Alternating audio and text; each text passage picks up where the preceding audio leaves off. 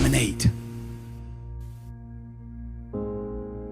Whatever you want, you got to commit all the way in and think in terms of domination, not a spectator. You don't want to be a spectator, folks. Spectators pay, players get paid.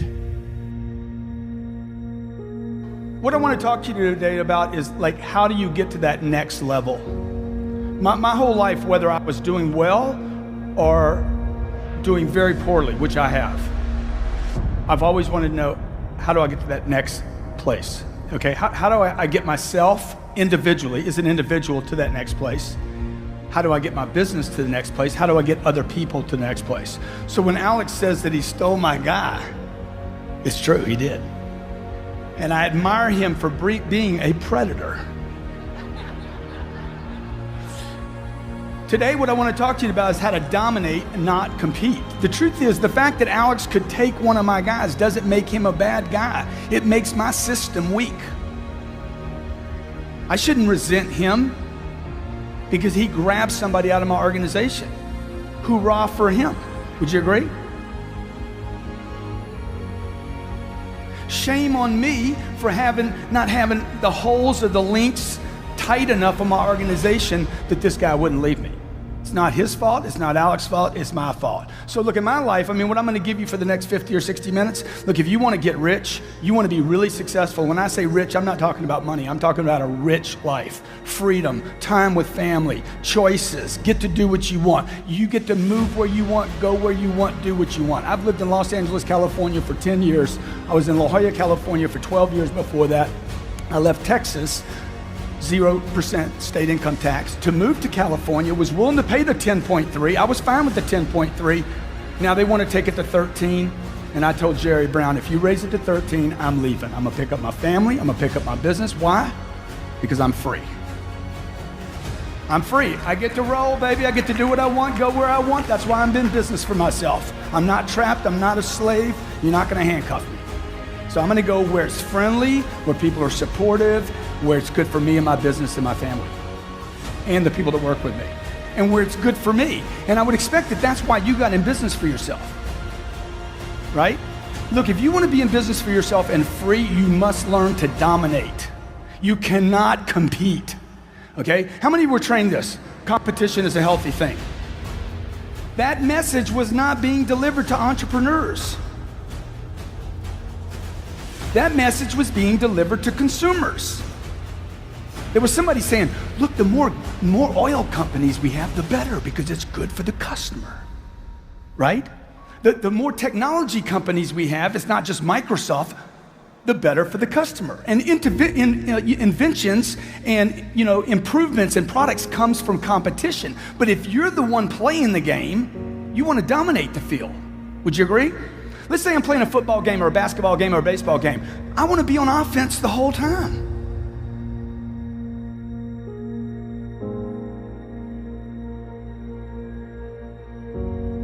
Right? If I owned banks, I'd want to own every bank. I'd want the new world order. I'd want to dominate planet Earth, okay? How many of you in the room have an iPhone? How many in the room have a phone that looks like, let me see, where's mine at? I never let go of my phone, ever. You know why? Because this phone is a prospecting tool. This phone is a way for me to stay in communication with millions of people. This is not a phone anymore, right? When Steve Jobs got into the business of printing phones, do you know what his company told him? Stevie, don't do it. Do not do it. Stay with your iPods, bro. Leave the phone alone. Okay? He's like, I'm gonna make a phone so sexy. Y'all know this story? I'm gonna make a phone so sexy that people will wanna lick the buttons off the phone. How many of you have an Apple product, an iPhone? How many of you have licked your phone? Okay? Most of you in a room bought that phone in the last 5 years. You bought it through the single worst contraction in the history of the United States, and you spent $500 on it, plus the $125 you spend every month, right? You got about $2,000 wrapped up in a phone, and you haven't even considered what you paid for that phone.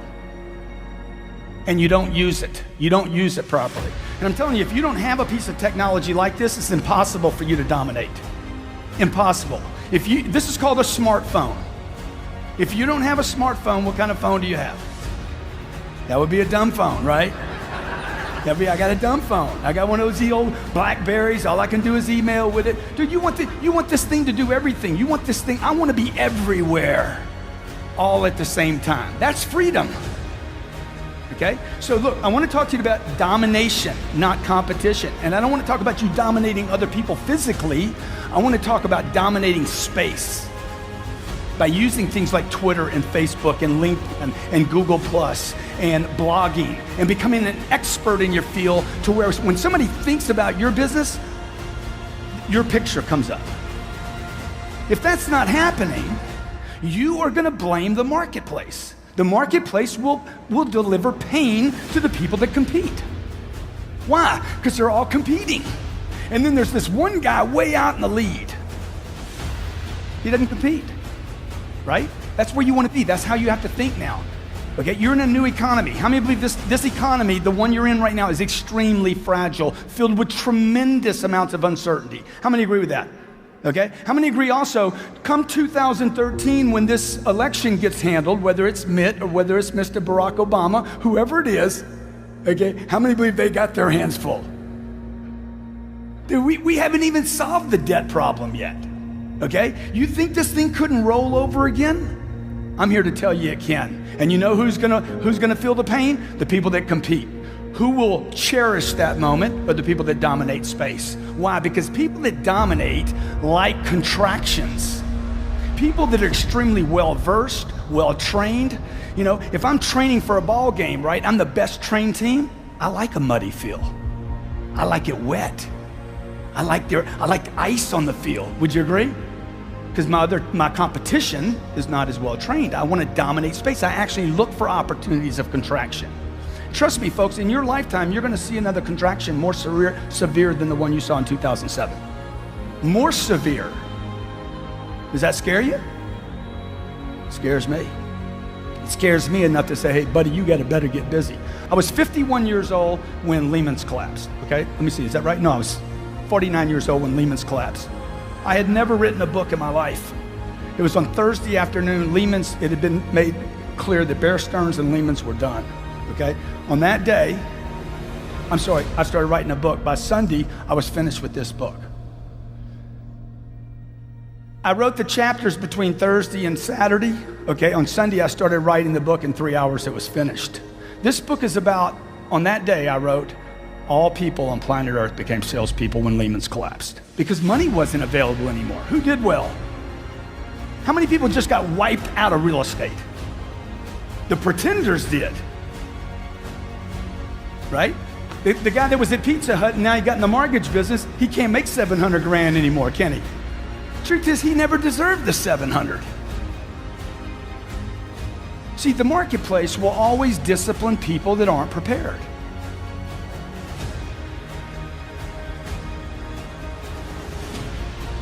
Success loves preparation. It loves it. It admires it. It just flows money back to it. Success loves preparation. And the marketplace will discipline those that are just stuck in the pack. So today I'm not going to talk to you about dominating your market or even dominating your competition, but I want to start thinking about how are you dominating yourself? Like, what do you think the number one thing that most of us have our attention on every day? And one of the things that makes these conferences so beautiful is you get pulled out of some of that noise out there. Would you agree? Who do you think your number one competition, number one problem in real estate today is? Yourself? Okay, who else? Who else could it be? Say again? Absolutely the people around you. Anytime I have production stall in any of my companies, the first thing I look at, I don't look for talent. I look to get rid of people. First thing I do every time, who can I get rid of? I'm looking for somebody to freaking kill. I need to get rid of somebody. You know why? Because I push with so much force into my universe, into my businesses, whether it's buying real estate, apartments, whether it's pushing rents up, whether it's doing my seminar business, my book business. I push so hard that if I'm not getting results all the time, somebody has to be pushing back. Somebody in my organization actually has to have the intention, conscious or unconscious, to hold me up. The first thing I'm gonna do is start getting rid of people. Okay, who is it? Who is it? I'm looking for the cancer in my organization. You know, you talk about people dying from disease. Look, people die from negativity every day. They just got to wait 80 years to make it official. How many of you know negative people? How many in the room have been negative before? You have been negative. You know why? Because the number one dominating force on planet Earth is the media.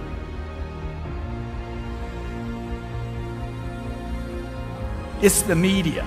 The media, 800 TV channels spew negativity onto the American public and every other country on planet Earth. They just puke it on you. Oh, but I watch Fox. Good. They puke at Fox and they do at MSNBC. It's just you're in agreement with the puke. I got some conservative puke. I got some liberal puke. Right? And you got Stossel in the middle. He's like, okay, I'm just an independent puker. Dude, puke is puke. Would you agree? Just because you got used to it. Oh, I like O'Reilly's puke. I like Hannity's puke. I use every one of the news channels. If you'll see me on TV doing news one day, okay? I don't watch news. I make news. See the shift? You see the slight shift? Don't watch the news. Decide when you leave here today to make the news. Right? You don't read the newspaper, you write newspaper articles. You don't read books. Yeah, read them, but learn to write them. And you don't need to spend a lifetime writing a book. This was 3 hours. Okay, we sold 40,000 copies of this one book and it was self-published. It's never, ever, ever been in a bookstore. A guy writes me, says, man, you got misspelled words all in that book. I'm like, yeah, what, where are they? 123, 128, 134, 165, 120. I'm like, yeah. And bad grammar too. I'm like, yeah, what's your point, dude? Because man, you got misspelled words in the book. It's a bestseller, bitch. The word bitch, look it up in the dictionary, means a complainer, a whiner, an excuse maker. I wear a little band on my pin here, on my wrist here. It's a little black band, and it says, champions dominate. And on the other side, don't be a little bitch. That's right. Because I don't need it. I need to get rid of the whiners, the excuse makers. Oh my God, it's the market. It's the market. Oh my God, prices. Oh, inventory. Okay, 9 months ago, there's too much inventory. Now, too little inventory. Human beings have so many excuses. It's unbelievable. You know why? Because you watch the news too much. Because you've agreed to receive news, not make news.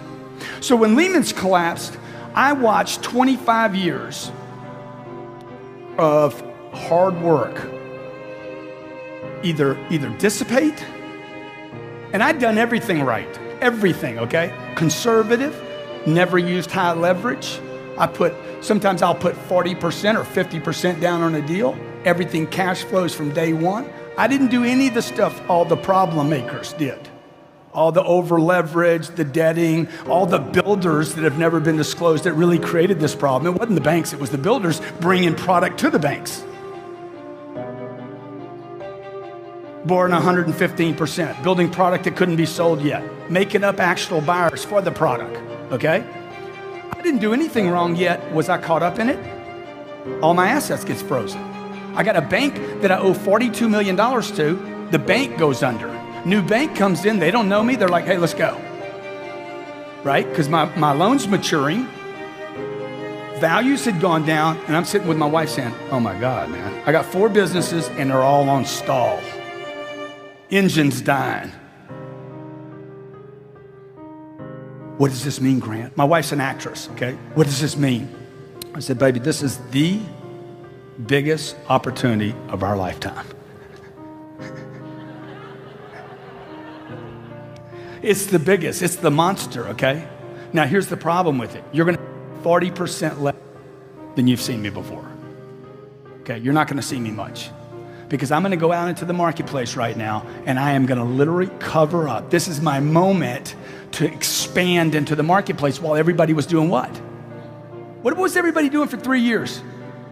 All of them retracted. okay? This is my moment to dominate, not compete. So that's really what I want to tell you about today. I want you to walk out thinking, man, how do I dominate? Not other people. How do I start dominating my own self, my own time? If you know what day it is, you're not busy enough. Okay? Oh man, I can't wait till Friday. Dude, I don't even, what day is it right now? You should know it's Monday. You should be busy. You should be, but Grant, Sunday is the Lord's day. It's the day we take off. You need to reread that whole deal. God created the universes in 6 days and took a break. Okay? Everybody's stuck on the Sunday, okay? You forgot about the part he did before that. I know people taking Saturdays and Sundays off and they didn't create anything all week. True or not true? Look, I hear about the unemployment numbers every day. I said, I sure wish they'd talk about all the people that are employed that don't deserve a job, because there's millions of those still in the marketplace. And the next time we get another contraction, those people are going to get delivered pain. That's what the marketplace does, man. It basically disciplines anybody that refuses to discipline themselves.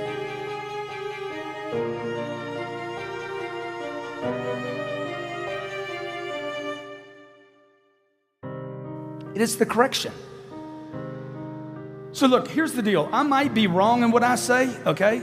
I might be wrong in the things I do in my life and the business that I started. My family's told me not to start every business that I've been involved in, every one of them.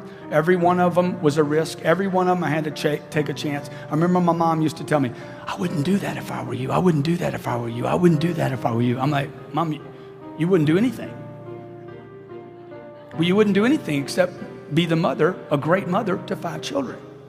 My mother wasn't an entrepreneur. She didn't have my dreams. Just because she's my mom doesn't mean she dreams like me. Would you agree? Okay? My mom was wrong about everything she told me not to do. Love my mom to death. Okay? Unbelievable friend of mine. She was wrong. I needed to do those things. Okay? Steve Jobs needed to build this phone. Would you agree? Did he help a lot of people? Did he make some money while he was doing it? $119 billion in 5 years. In the bank, cash. I'm not talking about I'm talking about done in the bank, sitting there. Okay? Brings a great product to the marketplace. Domination or competition? Total domination. Coca-Cola, competition or domination? Total domination. Okay? Exxon, total domination. You see what I'm saying? You want to be in a dominating point, okay? So what we got to do is we got to get you thinking. We got to get you thinking like the dominators think. How do they act? How does Warren Buffett act? What does Warren Buffett do with his time all the time? Those are the people I study today. I don't study the people that I went to school with, the teachers I went to school with. I don't even study my own family members, okay? I'm looking for people that are way up here that I can say, hey, what are they doing? Because they're doing it right. My dad died when he was 52 years old. My dad worked his whole life to provide for 5 kids and his wife, and he did his job, and then he died. That's not the program I want to get on. Is that the program you want to be on? My dad died, he bought his dream house 9 months before he died. He leaves 2 10-year-old boys, one of me. I'm a twin. 2 10-year-old boys, never got to enjoy us. I never got to enjoy him. Why? Because he worked so hard with no concept of freedom. He had a good job, he made some money, but he is basically imprisoned in his thinking that work is hard. It is, it's difficult to compete. Would you agree? Real estate's difficult. How many agree it's difficult? And when it gets good, what happens? Everybody comes into it, right? And then you're like, what's this guy doing it? Okay, what's this guy doing right now? So I look to surround myself with people that can dominate, people that are certain, okay? People that know what they're doing, people that are in control. So when I say I'll be uncertain, I might be wrong. I might be wrong about it. Would you agree? Like I'm leaving California. I might be wrong, but I'm certain in my wrongness. Somebody said, how do you know you're going to like Miami? Look, I've already made a decision. I'm going to Miami. I'm moving to Miami. I'm going to like Miami. Why don't you go try it out? Don't need to try it out. I'm committed. Of course I need a realtor. Okay, no offense, but it's a dumb question. Why would you ask me, do I need a realtor? Do you think I don't need a realtor? No, I got the internet. I mean, really. See, those things you're asking out of an old economy. You got to change some of your pitch. You got to think different. Austin, Texas. I don't own anything in Austin, 1 year ago. Last October, I'm in an exchange out of California. I find a piece of property on the internet. It's called the Monolino Apartments in Round Rock, Texas. Anybody know that property? Property's been on the market for 10 months. It's 242 units. It cash flows right now. It's a great property, 10 years old. I call this guy the king of Austin commercial real estate. Charles, Grant Cardone from Los Angeles, California. I want to buy Round Rock. Yeah, sure. Now, this guy's the king. He's a legend, okay? But you see, all legends have this cycle where they legend and then they lose interest. And they keep coasting as legends, and then what happens? They're not running the game anymore. They don't want to dominate. They're resting on yesterday's laurels. They're not reading anymore. They're not studying anymore. They're not coming to conferences anymore. Right? They're not in the game anymore. They're not preparing anymore. I'm listening to the phone call, okay? Because I think everything is in terms of domination. Everything, every phone call I'm on, every email, I'm looking all the time for that moment where I can seize an opportunity like Alex did with stealing some of my people. Okay? Okay? A true American he is. I like that about you, dude. Okay? See, that's a guy I can trust. That's the kind of guy I'd want to be in a partnership with. Not somebody I wouldn't trust. Why? Because he's aggressive, dude. He's a winner. That's why you came. I don't want to be around people. Hey, you resting? You've been working so hard. My God, man, when are you going to take a vacation? I mean, get a little break. You know, my assistant said, you need to get some rest. I'm going to get to a hotel when you red-eye into Orlando tonight. I'm going to get you a hotel. I'm like, hey, man, I don't need a hotel. I asked you for a hotel. Don't be so. Hey, you don't know if I'm tired or not. You're tired. You go get some rest. I'm fine. How many of you not? If you ever seen anybody die from work, I want to see your hand. You ever seen that happen? It's going to happen to you. People are dying every day. They don't get burnout. You don't get burnout. You lose your purpose. You lose your purpose. You lose your meaning. When I'm tired, I look at my purpose. What's my purpose? Okay, what's my purpose? Oh, my game's not big enough. My game's not big enough. My game's not big enough. I'm not interested anymore. Right? So here I am, Lehman's collapsed, it folds up. I got real estate tied up, okay? I start blowing these books out. Every 6 months, I'm writing a book. And then I start expanding back in the marketplace with real estate. I start looking for opportunities in real estate. I call this Charles Sakar guy up. I'm like, hey, that 242 units in Round Rock, I want to buy it. This is what he tells me. I've never sold anything to anybody in California. I said, well, dude, we're going to go ahead and break that up for you, okay? You're not going to be able to say that. You guys are too difficult to work with. I'm like, dude, I'm the easiest close you will ever get in your life. What am I doing right now? He's like, look, the seller wants full price. Product's been on the marketplace for 10 months. I don't tell Charles it's been on the market for 10 months. I don't tell Charles it's overpriced. This is what I tell Charles. I'm going to buy it. I'm going to close in 30 days. I'm going there tomorrow. I'll be there tomorrow. I'm on a plane tomorrow. Would you at least drive over there and meet me? Okay, it's 2,000 miles for me, and it's probably 18 miles for you. I'm going to pay full price for it, Charlie, okay? It's going to be the easiest deal you ever did in your whole freaking life, okay? I guarantee I'll get a loan or I'll pay cash for it. Would you meet me tomorrow, please? What am I doing right now? Huh? I'm selling him. This ain't begging. Shit. This is begging. Charles, please, Charles. Please, Charles. Charlie, please. Please, Charles. I'm selling Charlie right now. Why? A buyer has to sell. To get a loan, I got to sell the bank. You guys aren't in real estate. You're business people. And every business person has to sell. You show me one business that doesn't have to sell. The day Steve Jobs died, they called him everything. Inventor, genius, world changer, ding the universe. They called him all these things, not one tweet. And there was hundreds of thousands of tweets. Not one tweet said, Steve Jobs, master salesperson. But that's what he was. Why? Because in America, we have this disdain for selling. We have a hate, a dislike. You don't even put it on your business cards, do you? Oh shit, I can't put that on there. No, I'll call myself anything but a salesperson. Right? You tell me somebody that's not a salesperson. What do you think? What happened? If you go to India, you go to Mexico, or you go to China, and I walk in a room and say, I am a master salesperson. I know everything about a sale. I know as much about selling as a neurosurgeon knows about the brain. I know when somebody says budget, it's over our budget, I actually know that that means they'll go over their budget. You don't know that. You don't know that. You don't understand when somebody says they have a budget. If you really break that down, you'd understand that they're actually saying, I bought from everybody except you. And that's why I put a budget in place. I'm trying to control my urge to purchase. So when somebody says to me, but it's more money than we planned on. Look, I'm with you. Sign right there. It won't be the first time. All right, you're right. Let's do it. The product's too much money. Do you hear that objection? You knew that before you called me.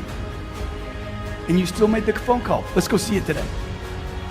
Okay? I'm selling a piece of real estate and I'll come back to the Round Rock story. My house is being sold in Hollywood. Every realtor in town told me it was too much money. Every realtor. It's too much money. They said I was an idiot. They said I was stupid. They said he's insane, okay? The person that's gonna buy my house is gonna be a billionaire. It doesn't matter. $1 million here, $1 million there, it doesn't matter. Right? Does he overpay for everything? A guy that's worth $39 billion. Does he overpay for stuff? Huh? What do you think? Every day. So why shouldn't he overpay for my house? What's the difference, man? Come on, bro. It's just money. Let's roll. But selling my real estate in Hollywood during a tough market, I have to keep the realtor sold. You got to stay certain. How do you know it's overpriced?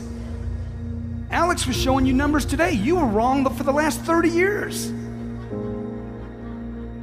Right? Miami, you can't buy anything in Miami. They said they had 10 years of condo stock in Miami. Dude, they got 2 months of condo stock or less. Okay? If you look at the prices in Miami, they are straight up and vertical. It's the hottest real estate market in the country. You got people from Argentina, Brazil coming in. You got people from Russia and Europe and France saying, this is cheap. This is a steal. See, people in the neighborhood never change the market. You know why? Because they're looking in the rearview mirror. How many of you drive a car? Next time you get in your car, I want you to pay attention to the windshield. Okay? It's that big. The rearview mirror is about that big. I could take my rearview mirrors out, jerk them out of my car because I have all my attention up in front of me. The other thing is I go extremely fast, so I don't have people on the side of me. I'd rather the ticket. I want to get there quick. I value my time. Do you? Right? So this Charles Sakari guy's like, oh my God, you're going to come out here. You really a buyer. Have you looked over stuff? Dude, I'll pay the full price. I'll do the deal. And what I realized was Charles Sakari was the wrong broker to list this property. He was doing this to everybody. He wasn't doing it just to me. Okay? I bought the property, paid full price, closed on a Thursday, put it back on the market the following Thursday for $18.6 million, closed in 3 months for 18.3, and I paid 16. This happened 6 months ago. In Austin, Texas, tough market to buy a product in. Would you agree? Multifamily product, B quality. A lot of institutions could look at that kind of product. It's big enough, okay? But you got to get in the game to dominate the game. You got to look for every opportunity. How many believe you're missing opportunities right now? They're coming past you. They're there. You got to get in the game. You can't be in a newspaper. You can't be on TV. You can't be watching Anderson Cooper in his little tight T-shirt and he comes out and thinks it's big news. I'm like, dude, everybody knew. Come on, bro. Okay? Biggest problems, okay? Number one, biggest problem is uncertainty. It's not competition. It's not the banks. It's not leverage. It's not competition. It is uncertainty. You're uncertain. If you're uncertain, I'm uncertain. Would you agree?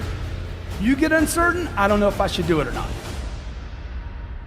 Number two, obscurity. I don't know who you are. If you don't know who I am, and that's why I told Alex, I said, let's do the video. I don't even think we did the video, did we? Yeah, we did the video, okay? People have to know who they're doing business with. If I'm obscure and you don't know me, okay, here Lehman's collapsed, nobody knows me. So I write a book. I write this book, come out with it. 6 months later, write a book on closing a deal, okay? We publish that book, we talk about it. This book comes out, If You're Not First, You're Last. I'm talking about it. This is in 1 year, 3 books, okay? If You're Not First, You're Last is a book about how to literally get people to not forget you, okay? That becomes a New York Times bestseller, and then I come out with the 10X rule. This outsells every other business book in airports. Now, why am I writing books? There's no money in books, folks. Why would I write 4 books? The average American reads 1 book a year. Why would I write books? Say again? Notoriety? I'm trying to cover up space. These are losers. I lose money selling books. Okay? Oh, that'd be great, yeah. This is Jared, by the way. Give Jared a big hand. Okay? Jared helped me win some money last night playing blackjack. We dominated. Okay? These people dominate. What? Look around this place. Can we get you something to drink, huh? Can I get you some cigarettes? Why are they doing that? They don't want you leaving that table. Can they get you insurance? I got some insurance for that 16. Dude, look, if they offer something to you in this town, don't take it. Why am I doing this? Because I want readers to know me. The average American reads 1 book a year. The top CEOs in America read 5 books a month, 60 plus books a year. Okay, you want to be in the game? Read. I buy books. I don't care about the $30 the book costs. You know what I'm looking for? I'm looking for $1 million every book I open. I'm looking for $1 million. Okay? I quit looking for $10. I did that when I was a kid. I'm looking for millions now. I'm looking for $1 million. How many believe it's as much work to work for $10 as it is for $1 million? It's the same amount of work, man. Same amount of rejection, same amount of uphill. It's the same amount of bullshit. Okay? So you just change the target, okay? If you were homeless and I was gonna coach you out of homeless, the first thing I would tell you is not to change your clothes, not change your location, just change your ask. The ask. Dude, can you give me 100? How about 100, man? Just 100, man. How many believe he'd be better off at the end of the day if he was asking for 100 rather than a quarter? Just to change the amount you're asking for. You see what I'm saying? You know, when I go into an organization, I want to do the easy stuff, not the hard stuff.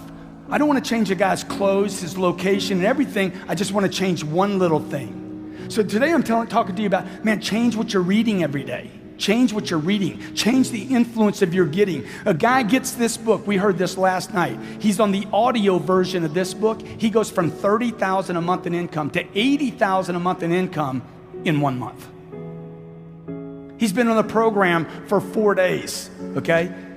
He's like, oh my God, man, I scored the 4th day I was on the program. He starts listening to it again. Everywhere he goes, he's listening to this audio program. All of a sudden, it changes the way he's thinking about how much action he has to take.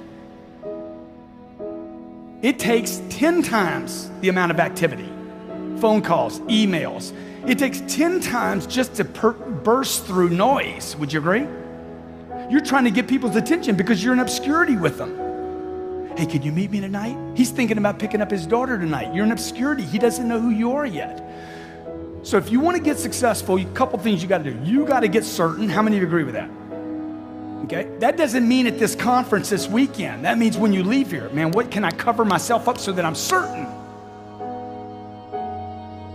Number 2, how do I get out of obscurity? How do I get people to know me? Everybody here should write a book. Everybody in this room should write a book.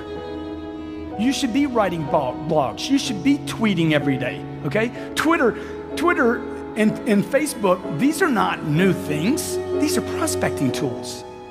These are tools that cost nothing. And for those of you in the room have kind of like just said, I don't have time for social media. I got a business to run. Anybody ever heard anybody say that? I don't have time for Twitter. I'm running a business into the ground. Okay? Just to crash some old beliefs, okay? Just so you see what this does. I'm gonna take a picture of these people over here, okay? And just tell me, anybody got a second hand on their watch? Tell me how long this takes. A watch. Okay, sorry. Let's see.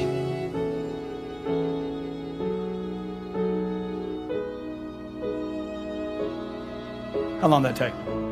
10 seconds. 223,000 people will see that tweet. I don't have time for Twitter. No, you're competing and not dominating. You're not using the tools available to you. They're free. Facebook and Twitter are your friends. LinkedIn is your friend. You need to understand them. You can't delegate this, okay? You don't turn this over to one of your people in your office. There's not a person in my office that can come to me and knows more about Facebook, Twitter, LinkedIn, communicating, because I could have a social media person that doesn't know how to communicate. Would you agree? He knows all this fancy stuff about Twitter, but he doesn't know how to market on it. He doesn't know how to get attention on it. You want to get attention, you've got to get out of obscurity with people. The third problem you have is they're not thinking about you when they go to pull the trigger. Yeah, I knew you were in real estate. How many had this situation? They didn't get you to list your house because they forgot about you. Oh my God, I forgot. How many had that experience? You failed on number 3. They weren't thinking about you when they were ready to pull the trigger. And number 4, because you lack persistence. It's very difficult to be persistent, particularly if you're living in a thinking that I'm going to try once, I'm going to try twice, I'm going to try 3 times, and that's it.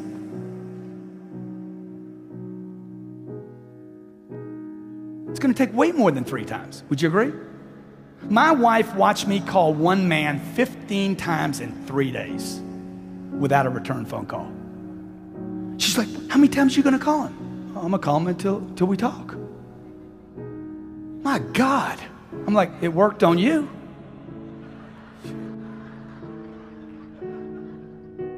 It worked on you. I meet this. You ever seen an ugly guy with a beautiful woman? You ever seen that? You're like, how did he do that? That is impossible. How many seen that before? Okay. I met my wife the first night I moved to Los Angeles. I met her. I knew immediately. I'm like, that's my wife right there. I'm going to marry her. She's going to have my children. Guarantee you, I know for sure. I called my mom. Hey, I met my wife tonight. You been out with her? Nah, she doesn't want to have anything to do with me. Okay, what's my job now? I got to sell her. I don't need to date her. I got to sell her. I called her twice a month for 13 months without a return phone call. If you ask my wife, ask her the story. If you ever meet her, great chick. 13 months, man, twice a month. Not one return phone call. Okay? Her friends are like, Grant, you got to quit calling her, man. This is like bordering on stalking. I'm like, it's not stalking if it works. If it works, is it stalking? No, it's marriage. Okay? I need to stay interested. See, this is what people do. They set a target. You remember when you were a kid and you set targets that were big, giant, had nothing to do with reason? They were giant, right? And then you had some difficulty getting to it, and somebody said, what?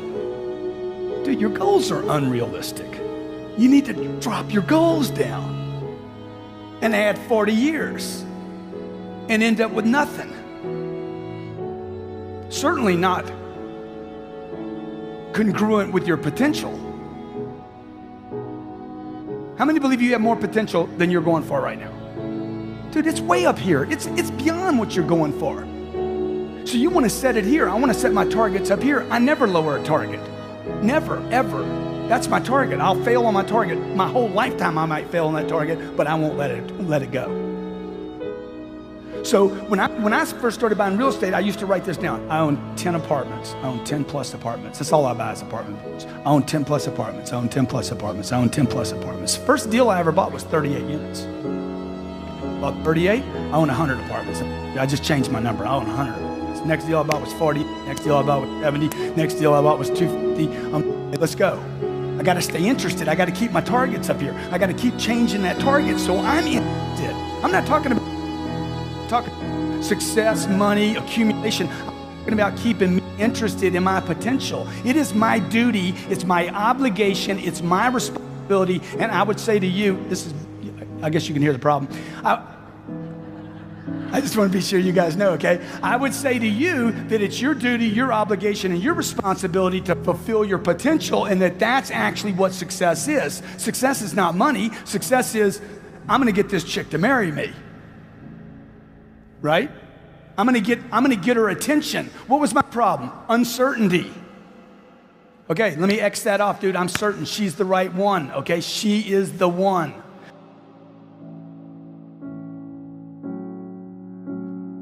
Calls. Guy calls me on the phone. Hey, man, do you have any short sales? Sir, did somebody tell you to ask for me? Do you know how powerful that line is? Do you know how powerful that opening line is? You have no short sale inventory, nothing, zero. It's been going for 90 days. You got anything that's being short sold, anything up at the bank? Did somebody tell you to ask for me? What did you just say to him? Guy. You're a guy, right? You didn't say you had any product. You said, I'm your guy. I can help you.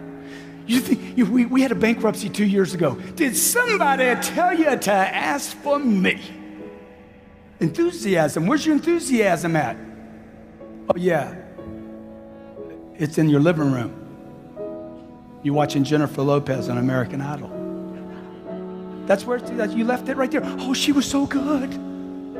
Dude, what are you doing, man? What are you doing? You know what? Most people are going to spend more time in their life working than any other single thing and not being successful. Man, work is good. It's unbelievable, particularly when you're winning. Right? Me having to work for my wife is good for me. Right or wrong? Okay, she don't want to go out with me, so I'll lower my target. Let me go get an 8. Okay, that doesn't work. Let me get a 6. Whatever that is, right? Okay, let me get a 4. All right, I'll just go to a strip joint. That's why most guys, no offense, ladies, but that's why they have the girl they want because they take shortcuts, use too many quick options. When you to be, I gotta use this now. I gotta go to the mic. You gotta be totally committed. Everybody agree? You gotta be completely uncertain. You want $1 million? You want $2 million? You want $5 million? How much money do you want? How much success do you want? How much notoriety do you want? You want a New York Times bestseller? Why can't you have everything? Oh, but I'm 65. So what? Man, Colonel Harlan Sanders made all his money after he was 65 years old. He wasted the first 64 years. Okay? I got a little girl. I have this baby. We have 2 babies right now, both of them born at my house. We don't go to hospitals. I go to the doctor. My wife's pregnant. Is she really pregnant? Oh my God, I'm so excited. I know I did that. Grant, what hospital y'all going to? Dude, we ain't going to a hospital. She ain't sick. She's pregnant. Why would I bring her to a place with sick people? That's just dumb. Grant, man, you got to bring her to a hospital. No, I don't. You got to come to the house and help me. I didn't go to the hospital to have sex with her. I didn't start it there. I ain't going to finish it there, baby. Grant, you don't know anything about having children. Dude, I don't know anything about most things I did the first time. But you know what? I'm certain we ain't going to a hospital. It's not complicated. She's young enough. She's in good shape. I got a decent head on my shoulders. Don't show me what to do. We're going to do it at the house. I am not going to have the single most important single moment of my life robbed by a hospital. Because I get a 3rd row seat and I get to hug a vending machine the whole time. Because they kick me back to the curb and say, get back there, buddy, we're the professionals. I want to be involved. See what I'm telling you? Everything in life. The phone calls, whatever you're doing, what is happening? Get involved in your business or you will be disciplined again. And it's going to be ugly and it's going to be painful for a lot of people. A guy says, you know, Grant, I hear you talk about money a lot, and you know, I just want to tell you, money won't make you happy. I said, yeah, what's your point, dude? Your point is you ain't got any money. That's why you're giving this dumb advice. Because being broke won't make you happy either, okay? I tried the experiment. I went on the experiment. How many have been on the broke experiment? Were you happy? Were you like, oh my God, this is good? Look, if you took $5 million out of the marketplace and you made $5 million from planet Earth, would anybody know an event took place? Would anybody know anything happened? Would you do good things with that money? Good. How many believe the work for 5 million is going to be the same work for 50,000? Same process, same involvement. Look, you're occupied either way, okay? So if you're not sure of your value, if you think you're worth 80 grand, you're worth 80 grand. Would you agree? If you think you're worth 150 grand, you're probably worth 150. If you think whatever you think you're worth, if you're not sure of your own value, your own goals, and what you want, the world will never reward you of what you want, your value, and your goals. Never. It won't happen. It can't happen. I got to remind myself every day, what is my value in the marketplace? What are my goals in the marketplace? What am I worth in the marketplace, okay? What do I deserve in the market? I deserve those 242 units. I deserve to make money on those 242 units. I deserve to sell this house and make a profit. I deserve to be able to move to Miami. I deserve this woman. I deserve these 2 kids. I deserve to have my kids learn to swim rather than putting a fence around my pool. Because I don't want a fence around my pool. I hate the fence. Just teach them how to swim, man. Dominate the kid. Put the kid in the pool every day. Okay? She's 3 days old. I'm dunking her in the pool every day. Try this, try this, try this, try this. Okay? She's not crying, the mom's crying. The baby's like, hey, it's cool, dude. I've been in water for 9 months, whatever. Right? My daughter's 1 year old. I can throw her in the pool and walk away. At 1 year old, I can walk away. She can swim the entire length of the pool. At 3, she can swim it underwater. We got friends that are 8 years old. They get around the pool and everybody's freaked out. The point is what? Dominate.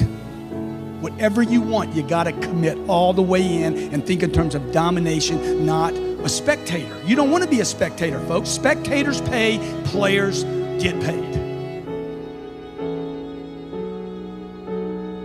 Believe. You look at the word up, believe. This is in a Webster dictionary, okay? You probably have one of those. If you don't have one at your house, you can certainly Google it. It's going to say this: to have confidence in the truth, the existence, or the reliability of something, although without absolute proof.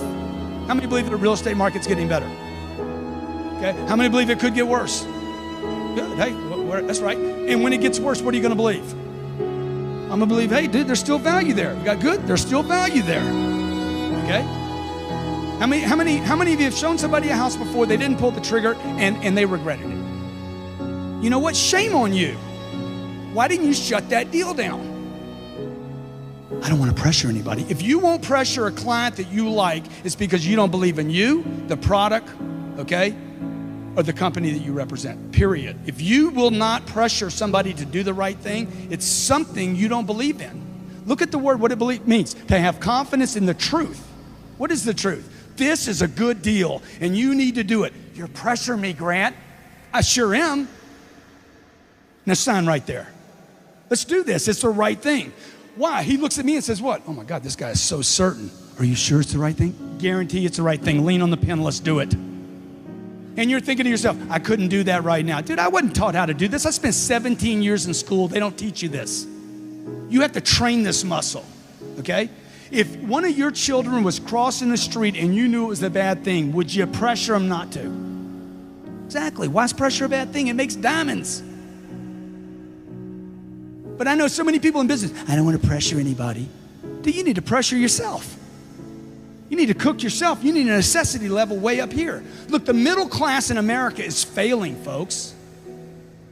It's failing. You know why? Because it doesn't push itself hard enough. It operates on a premise based on just enough. I'm going to make enough, vacation enough, save enough, just enough. Oh, I forgot to plan on Lehman's. Oh, forgot to plan on foreclosures. Oh, forgot to plan on LIBOR. Oops, forgot to plan on the internet bust. And that's why the middle class is failing. The middle class isn't failing because of politics. Okay, the middle class is failing because the middle class is using the wrong formula. A formula that worked 40 years ago might not work in the U.S. economy today. Right? Maybe Monday, Tuesday, Wednesday, Thursday, Friday, that 5-day job, maybe that gig's over and maybe it's 7 days now. Maybe it's a 7-day pitch now. I don't know. I know in my life, it's 7 days. I'll never, ever have my freedom taken from me again. So it's not money I'm trying to accumulate. It's market share I'm trying to accumulate. I'm trying to accumulate market share so when things soften again, who's left? The strongest player in the market. So although without absolute proof that one is right in doing so, only if one believes in something can one act purposefully. Okay, that means I need to be every day selling myself. I'm going to write a New York Times best-selling book, okay? I'm going to speak to tens of thousands of people. I'm going to help millions of people on planet Earth. I'm literally reminding myself every day. When I wake up in the morning, I write my goals down. When I go to bed at night, I write my goals down. It's the first thing and the last thing I do every day. I've been doing that for 25 years. I'm dominating myself in my own thinking. Success formula, okay? Here are 4 steps that I learned when I was 51 years old. I'm like, oh man, there it is, baby. That's it. That's what you've been doing. That's what all the successful people have been doing. Here are 4 steps you must take to create the next level of success in your life. Number 1, you must get attention. Hey. See, that's what I mean. You got to get attention. If you got to scream to get it, get it. Okay? The moment you start, hey, you listening to me? See, the moment you start doing that, you're going to start getting criticism. When you hit that right band, that right tone level of attention, okay, where you're really getting attention, you're going to get criticism. Somebody's going to say, dude, you need to quiet down, bro. You need to bring it down a notch, bro. Bro, you freaking. Dude, hey, this is a party. Let's not talk business now. Come, chill. I'm getting criticism. Is that good or bad? The Kardashians love it. Right? The Kardashians have worked this formula perfectly. Monster attention. No product. There's no product. Is that a product? That ain't a product, man. Look at that. Look at that. Look at that. Over and over. Look at that. Look at that. Huh? Okay? Look at that. Look at that. Okay? And she gets criticism. They didn't start banking until they got the haters. They had to get haters. Wherever they got criticism, they actually kept throwing wood on the fire to actually get something bigger than criticism, which was hate, which was, I hate those people. That's what promoted them. It wasn't the promotion that promoted them. It was the disgust for them. Okay? And until they moved into this 4th step, which is admiration. See, most people stop here. You get a little criticism and you shut it down. I'm calling you back too much? Okay, I won't do that again. You should call him back more. You send an email back. Hey, quit sending me emails. No, you should double up. Okay? You should stay with the cycle until you close the cycle, folks. Why? Because you believe. You believe it's the right thing to do. Belief is not some esoteric thing. Belief is some action you take all the time in the marketplace. Say, hey, I'm doing the right thing for you. You just don't know it. Your confidence, okay? You got to build it until you're invincible. That's why you come to this. That's why you read books. That's why you bury yourself in audio programs. The internet is a very dangerous place today because you can look at anything. What do these people have in common, okay? There's Michael Jordan, Warren Buffett, Steve Jobs, Oprah, a Navy SEAL, and my mother, okay? You know what they had in common? This. Greatness has in common immersion. They're immersed completely in their environment. Number 2, they're dedicated, completely dedicated. 3, they have a total commitment. My mother was as committed as Warren Buffett is. Do you know what Warren Buffett spends most of his time doing? Reading. Most of his time during the day is spent reading. And they're duty driven. All those people are duty driven. Okay, whether it was my mom, Oprah, Steve Jobs, Warren Buffett, at some point it was no longer for money, it was duty. It's my obligation. It's some sense of, I have to do this. So what do you hear me say to you today? What do you hear me say? Immerse yourself, okay? You have to immerse yourself right now with reading, the right reading, audio programs, video. Find YouTube channels that are good for you to where you can watch YouTube. Like we started dropping videos on YouTube maybe 24 months ago. We dropped about 900 videos on YouTube. That's what got me my TV show. People saw me on YouTube. The UK found YouTube videos 2 weeks ago. Dude, we love what you're doing on YouTube, man. Can you come out to the UK and do a TV show? Why? I'm breaking through obscurity. Anybody can do this, folks. Anybody can do this. This is not about a college degree. This is about massive amounts of action to get attention for yourself, your brand, your company, your products, your ideas, your dreams. Then this is what I would tell you to do, okay? And I'm gonna close out here. Number 1, I would immerse yourself with books, audio, video, daily, okay? You hit all 3 of those where I'm reading something, listening to something, and watching something. These are completely different ways to learn. Number 2, you want to test your abilities. Actually, if you have employees, how many of you have employees? You need to test their abilities. Just because somebody's good at what they do doesn't mean they have an ability. You want to test their abilities with assignments, tests, and drills. Look, the economy needs people like me and you driving the marketplace. It's entrepreneurs and businesses that build economies. Would you agree?